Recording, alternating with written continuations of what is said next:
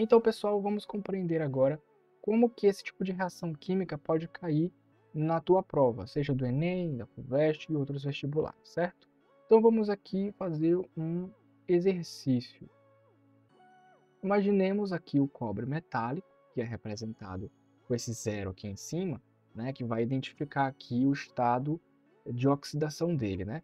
O cobre, quando ele está com essa carga zero aqui, ele é cobre metálico, porque ele não sofreu nenhum processo, seja ele oxidação ou redução. Entendeu? Então, cobre metálico, que é aquele que a gente encontra, por exemplo, na as fitas de cobre, né, que você encontra naqueles fios do poste, por exemplo, que ali é feito de cobre, é cobre metálico, certo? Então aqui, ó, nós temos o cobre metálico reagindo, vamos pegar um exemplo aqui, óxido de zinco sólido. Obviamente, o estado metálico também é representado pelo sólido, né? Ele vai ser um sólido também. E esses dois compostos juntos vão formar óxido de cobre e zinco. Né? Qual o tipo de reação química aqui? É um tipo de reação de dupla troca, porque nós pegamos simplesmente o cobre, ele troca de lugar com esse oxigênio aqui do zinco, né? Formando o óxido de cobre, e o zinco, como ele estava ligado ao oxigênio, ele fica sozinho aqui. Agora vamos analisar aqui quem que está oxidando e quem que está reduzindo. Olha só, se vocês analisaram esse vídeo que eu mencionei, que eu vou deixar ele no card aqui em cima, na verdade já deve estar em algum lugar aqui dessa tela, você vai ver que o que acontece? O cobre ele tem a carga zero aqui. Se a gente vê esse composto aqui, que é o óxido de cobre, o cobre aqui ele vai ter que ter uma carga mais 2. Por quê? Quando a gente fala de reações de oxirredução, a gente vai somar a carga de cada elemento presente na estrutura a fim de balancear. Balancear significa o quê? Zerar essa carga. Não confundir isso aqui com balanceamento de equação aqui, ó, no coeficiente, né? Que a gente faz aqui o balanceamento, que é a estequiometria. Esse balanceamento que a gente faz aqui em cima nas cargas é só para a gente ter a certeza de que a gente tem a mesma quantidade de elementos, né? Então, por exemplo, se eu sei que aqui é mais 2 no cobre, aqui vai ser menos 2 no oxigênio. O oxigênio ele sempre vai ser menos 2 aqui, certo? Então, como o cobre inicialmente ele era carga zero e foi para mais 2, a gente diz que houve aqui um aumento de carga, ou seja, quando a carga aumenta, quando a massa aumenta, a gente chama isso aumento de massa, ocorre a oxidação.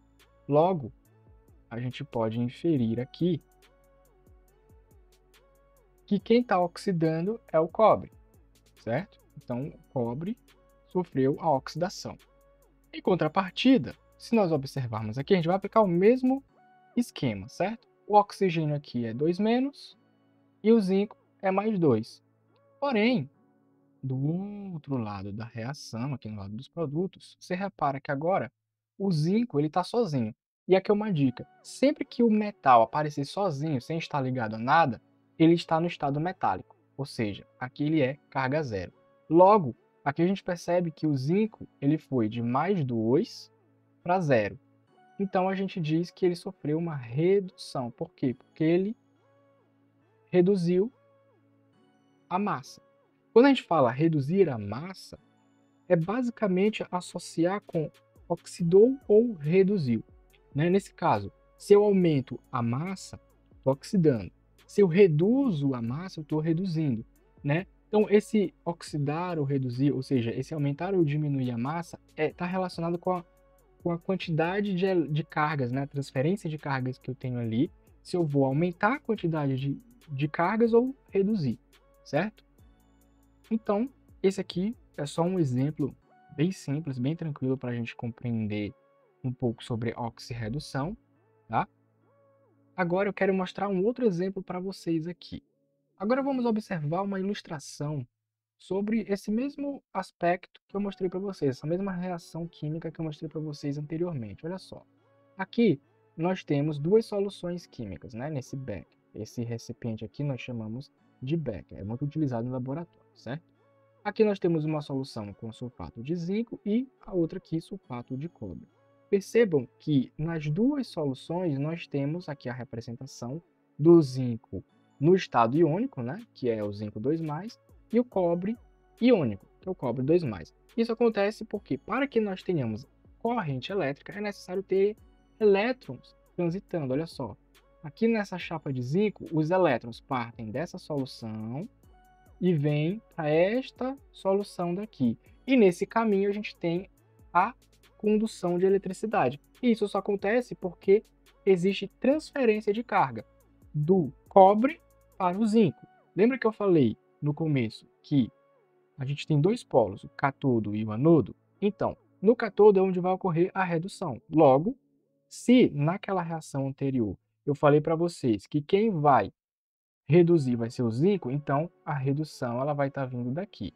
Aqui vai ocorrer a oxidação, né, no cobre, porque o cobre ele aumenta a sua massa, né, ele aumenta a sua carga ali.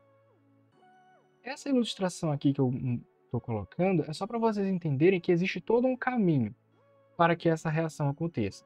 Então, a oxirredução ela vai acontecer obrigatoriamente ao mesmo tempo, mas os elétrons eles vão fazer um percurso, né? Eles vão sair aqui dessa chapa metálica na redução, certo? Aqui no cátodo, e partir para esta outra chapa aqui, que é onde vai ocorrer a oxidação.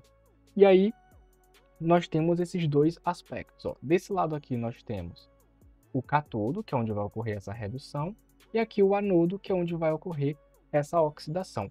E essa transição, essa transferência de carga de um polo para o outro, vai produzir essa corrente elétrica bem aqui. Já deixa o seu like nesse vídeo, se inscreve no canal para ajudar o canal a crescer. Isso é muito importante, cara. Você só vai levar 2 segundos para isso. Então, se inscreve aí no canal, vai, se inscreve. Vamos lá, meu parceiro.